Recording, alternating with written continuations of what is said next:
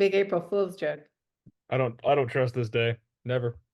Don't trust nothing I on this know, day. my friend already got me on the phone. I don't answer the phones. I don't answer any catastrophicness. So I'm way too trusting. I just believe everything people tell me. oddly enough, April 1st was the day that I got out of the car business and went full time in real estate. Huh. So Nobody Well, good morning. believed that social media post, huh? yeah, no, but I don't think I even posted anything that day. Well, it is Monday. It is not only the first of the week, not only the first of the month, but it's also the first of the quarter. Holy crap. Lots of work to do. What they say is if you don't have momentum, take a vacation. But a lot of us like to take a vacation in the middle of our momentums because we're like, oh, I need a break. I've got going. I take a break. No, when the train's moving, stay on it, baby. There's a lot of value there. And that's what today's conversation is all about, being that it is the first of the month. What's the most important thing we do on the first of the month? Review our 411. Well, Jim does 411s. Okay. Reviewing our plan.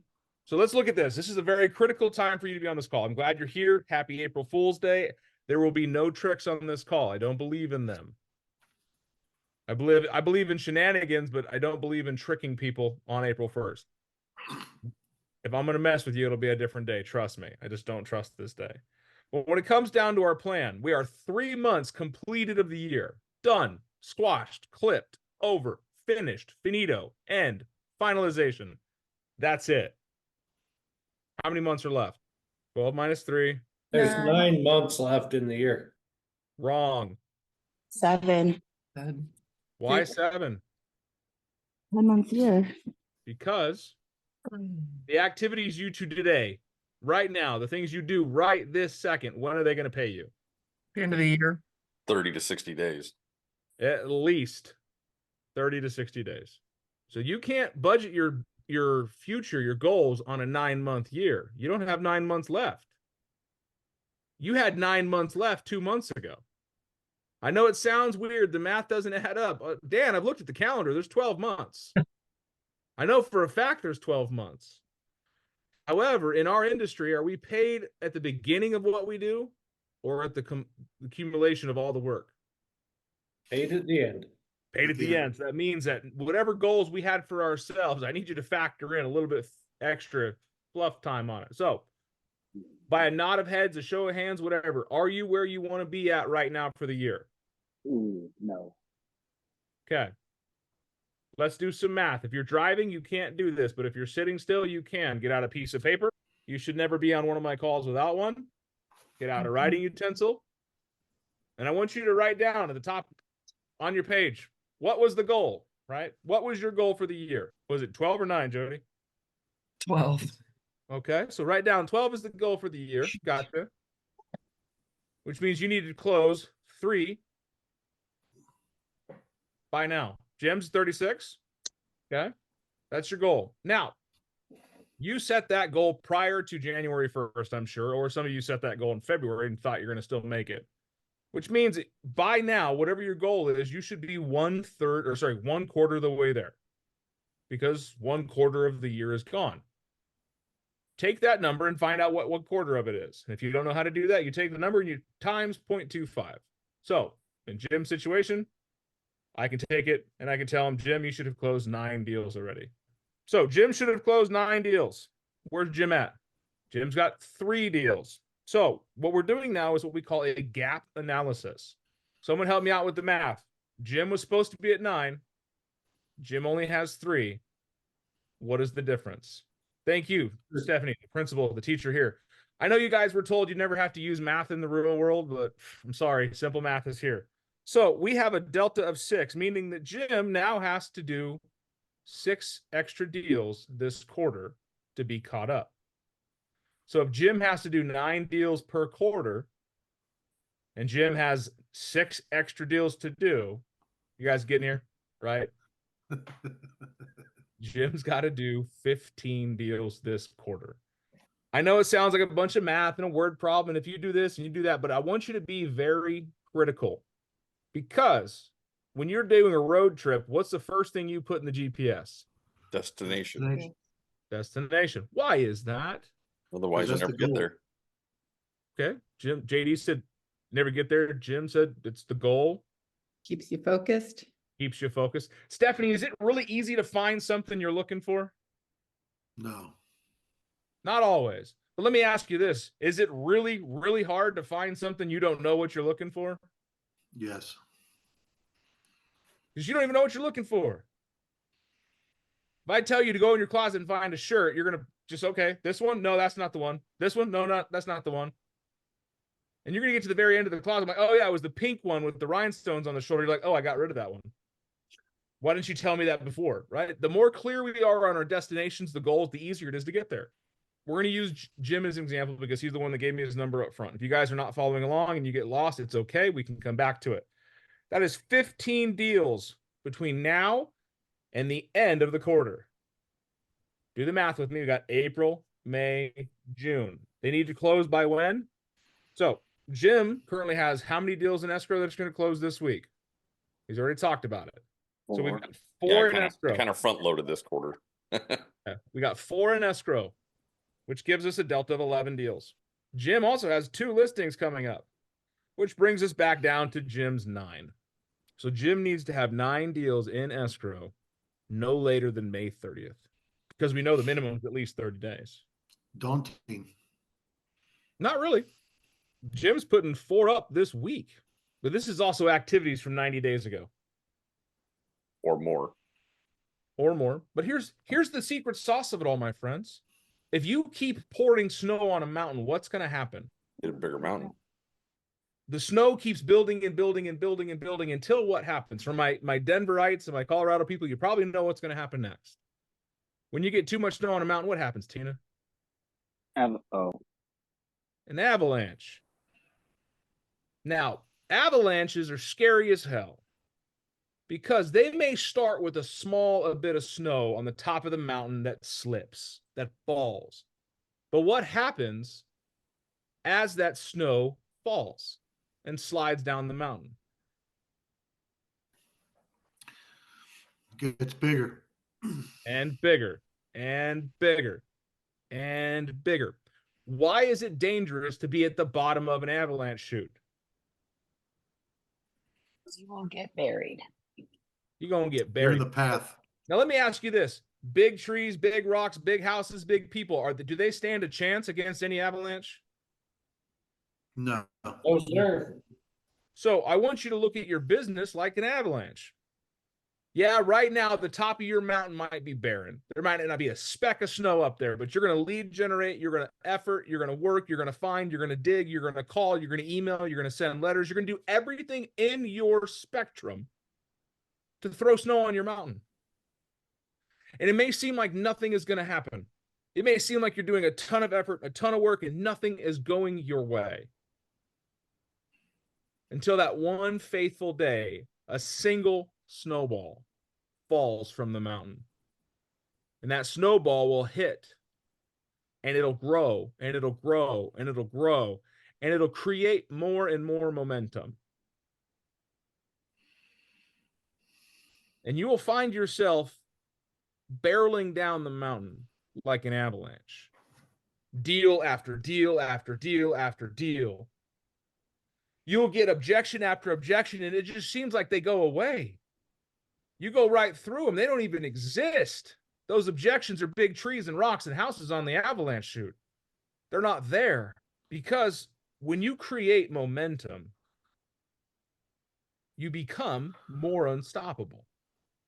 Like I said when this call first started, if you have momentum, keep more going. If the train is moving, do not slow it down. Speed it up. Avalanches are a singular event.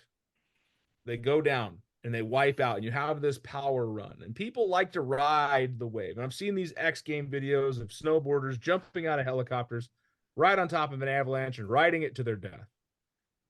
Well, so do real estate agents. They do a ton of work and they get on this downslope and they said, oh my God, this is easy. I've got all these deals, and I'm just killing it. I'm crushing it. Life is on fire. I'm making all this money.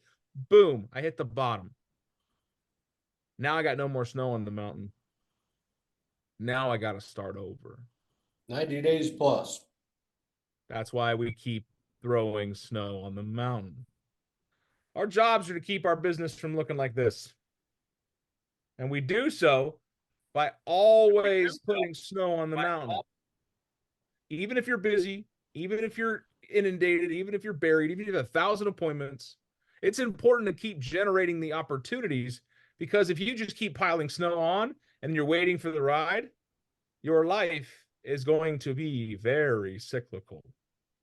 And trust me when I tell you, this is why people get out of this business. Highs are highs and the lows are devastating. My old coach always said the real estate agent could buy a Mercedes on their first closing, but the next month they can't afford the gas to put in it because they didn't continue doing their lead gen. Our jobs require us to constantly be shoveling. I know it's a lot. But when you have little snowballs falling off the mountain every other day, every couple of weeks, and you have these bull runs and you have these snowball events and you're having these months after months after months after years after years after, careers are made. There's a lady in my market that is a luxury superstar. She started this business about 10 years ago, and she started throwing snow on mountains. She just went after the tallest peaks in the valley. And she's got some of the most expensive houses on the market. It does not matter where you're at in your business right now. It does not matter what happened the last 3 months that stopped you from shoveling. If you are going to make your goals realized and you're going to live the life that you have designed for yourself, it's going to require some clarity. Which mountains and what snow? Because after all, just because we're 3 months into this year does not mean you have failed this year. Too many people will see themselves, man, I'm 9 deals behind. I'm just going to give up. Absolutely not. My sports fans, have you ever seen a fourth quarter game? It's called the Super Bowl. Oh, yeah. That shit went into a fifth quarter. And had one of those teams given up, we'd have never seen that play. We'd have never seen that game. When it comes down to it, you can make your entire year in one quarter, one 12-week year, focusing, being diligent every day. There is a fantastic opportunity ahead of you. Yes, we're in a very litigious environment. I just got an email about another lawsuit that some guy in New York is suing. It's going to happen. Everyone runs and flocks to the money. However, even though it's a negative thing in the environment, if you understand how PR works, there's no such thing as bad press. Even if it's negative news and negative highlights, your name's still out there. People are still seeing your name. All you have to do is reassociate them with value and believe that you are helping someone do great things. Man, unstoppable. So do the gap analysis with yourself. What was your goal? Where are you at? What's the difference? Then we take away what's currently in escrow. These are deals that are going to be done. Then we look at what our potential pipeline looks like. Do we have buyers? Do we have listings? Do we have signed BRBCs? And that tells us where we need to put the work in. In Jim's situation, he's got 9 deals to do this quarter. Okay. Well, it sounds like he's on track because all the work he did the last quarter and a little bit beyond that has set him up for the success that he's going to need. So let's break down the numbers. We can go from 9 deals. We know that 75% of Jim's deals are not going to close. So now we know that we have a variance that Jim needs to be under contract an additional few times. So that's 11.5 deals that Jim needs to put in on paper. We know that it's going to take an average of 2 appointments to get 1 contract so that we can double that. We know that Jim has to have 23 appointments. We know that Jim only sets about 50 to 60% of the appointments that he has, so we can double that again. That means Jim needs to set 45 appointments. Okay, 45 appointments seems like a lot, but we have 6 weeks to do it. Maybe 8 if you're not taking any time off. So I'm gonna mute you, JD. You got some feedback, so if you need to come off mute, you can. But just let you know. So that means Jim needs to set about 6 appointments per week. How many days are in the week, my friends? 7, There's 6. 7 days in a week. How many days do you take off typically? 2, None. So there's 5 working days in a normal business week. And if Jim needs to set 6 appointments, that means he's setting an appointment for Monday, Tuesday, Wednesday, Thursday, and 2 on Friday. Now, based on Jim's average sales price, I can tell you that 36 transactions is a very healthy living. All you have to do is know your numbers, break them down, go backwards. I need to sell X amount of houses, follow the MREA. The MREA actually gives you your entire math formula. It's in that spreadsheet I shared. And Jim showed the spreadsheet also. When we go back to it, we can also break that down to knowing how many people per day Jim needs to talk to if we know Jim's conversion rate. If I talk to 20 people per day to set 1 appointment, that means every single day I need to have 20 real estate conversations. How many of you, raise hands, be honest with me, how many of you had 20 real estate conversations on Friday?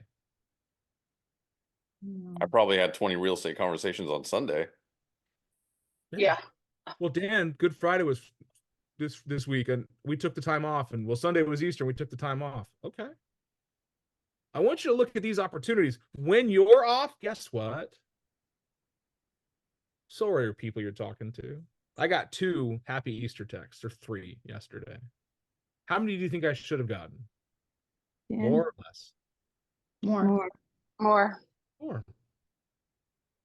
We often fail to connect with people, and the calendar gives us reasons. Now, let's go back to April 1st. What is today known for? Jokes. Pranks. Trickery. Start messing with people today. Not that I want you to mess with me. I can't. I won't take none of it. I think Mikey knows this is the day of the year that's the hardest to get a hold of me. You have to send me a certified letter for me to answer the phone today. My wife's already called me at 7:30 this morning. I was all, what's up now? Because she knows I don't fuck with me. Because I'm the serious type of guy. You tell me you need help, I'm moving armies to get there. But then you tell me, April Fools, I'm still bringing an army and we're whooping your butt. But call people, talk to them. I'm getting out of real estate. I'm just kidding. I'm never getting out of real estate. Who do you know that needs to buy or sell a house? Right? Look at the calendar. Look at opportunities to connect with people. You got no reason to connect with them? Make one. Did you know you could have a one-sided real estate conversation? Steve's been doing it. What are you, a day 89 or something like that? Or your everyday social media post? Yeah, it's that's the day we're technically on, but I don't know what I'm on 15 since I've been participating. It's okay. Steve's having a daily conversation, just one way. He's projecting. He's telling people. Raise your hand if you were on social media at some point this weekend and watched a video. The rest of you are lying. I know you did. Yeah. That's a one-way conversation, right? Were you not engaged? Did you not listen? Did you not get some feedback? It might have been about laughing dogs and barking cats and all kinds of crazy stuff, but it might have been a slip about real estate in there somewhere. Everywhere. People are doing it at a high level and it's working. All you got to do is connect too. When you don't have a reason to talk, create one. But know that you're working towards a number. It's going backwards. You're not just putting phone calls on the calendar to say, I made my phone calls. You know that you're working a map, a metrics. This is your GPS. Also, why we have something called a GPS, your goals, your priorities, and your strategies to get there. This is the opportunity right now is the first of the month. You should have had this done already, but the first of the month, if you don't have a plan set up for this quarter, set one up. If you've never read the book, The 12-Week Year, I implore you, I challenge you, I demand you put your effort into it.